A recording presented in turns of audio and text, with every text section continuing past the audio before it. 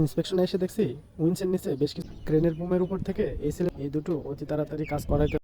আসসালামু আলাইকুম। সকাল সকাল হাইড্রোলিক এই ক্রেনের রুটিন ইন্সপেকশনের দায়িত্ব পড়েছে। এই ক্রেনটা আমাদের সাইটের জন্য অত্যন্ত গুরুত্বপূর্ণ। ইন্সপেকশনে এসে দেখছি উইন্ডসের নিচে বেশ কিছু হাইড্রোলিক অয়েল পড়া। তারপর খুঁজতে খুঁজতে হাইড্রোলিক অয়েলের পিছু করলাম। দেখতেছি হাইড্রোলিক অয়েলটা কোথা থেকে পড়তেছে। পরে দেখলাম বুমের যে হাইড্রোলিক সিলিন্ডার আছে সেখান থেকে হাইড্রোলিক অয়েল পড়তেছে।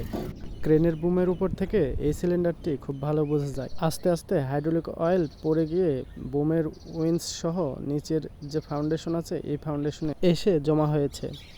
অয়েল যে পরিমাণে পড়ছে তাতে মনে হচ্ছে লেভেলে কমে যাবে, কিন্তু লেভেলে কমে যায়নি।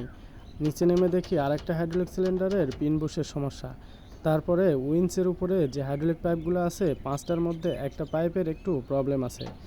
আর ডান পাশের হাইড্রোলিক সিলিন্ডারের দেখতেছি একই সমস্যা, পিন বুশ চেঞ্জ করতে হবে। তারপর দেখলাম উইন্সের মোটরটি হালকা গরম হয়, তবে এই গরমে সমস্যা হওয়ার কথা নয়।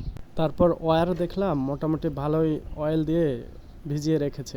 এই ক্রেনের ড্রাইভারটি মোটামুটি এক্সপার্ট বা স্মার্টও বলা যায়, কারণ সব কাজ মোটামুটি ভালোই জানে।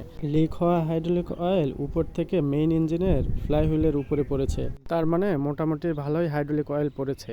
হাইড্রোলিক সাইডটি অবজারভেশন করার পরে বুঝতে পারলাম হাইড্রোলিক সিলিন্ডার এবং উইঞ্চের উপরে একটি হাইড্রোলিক পাইপ, এই দুটো অতি তাড়াতাড়ি কাজ করাইতে হবে, তা না হলে অতি দ্রুত এই মেশিনটি বসে যেতে পারে।